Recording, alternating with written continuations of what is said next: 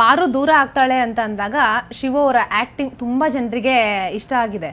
ನೀವು ಆಕ್ಟ್ ಮಾಡಿರೋಂಥದ್ದು ನಿಜ ಜೀವನದಲ್ಲೂ ಬ್ರೇಕಪ್ ಏನಾದರೂ ಆಗಿದೆಯಾ ಅಂತ? ನನಗೆ ಹಳೆ ಬ್ರೇಕಪ್ಸ್ ಕೇಳ್ತಾ ಇದ್ದೀರಾ? ಹಳೆ ಬ್ರೇಕಪ್ಸ್ ಹಳೆ ಬ್ರೇಕಪ್ಸ್ ಆ್ಯಕ್ಚುಲಿ ಏನು ಗೊತ್ತಾ?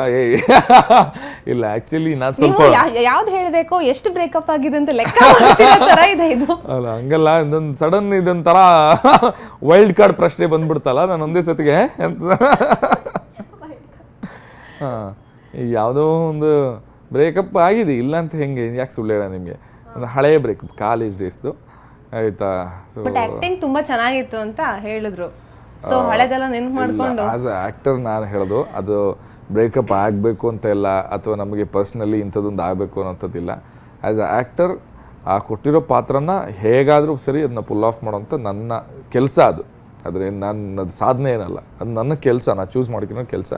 ಅದನ್ನು 100% ಮಾಡ್ತಾಯಿದ್ದೀನಿ. ಆ್ಯಂಡ್ ಎಲ್ಲೋ ಒಂದು ಕಡೆ ಜನರು ಆ ಪ್ರೀತಿನ ನನಗೆ ಹಾಗೆ ಕೊಡ್ತಾ ಇದ್ದಾರೆ ಅಷ್ಟೇ, ಏನಿಲ್ಲ.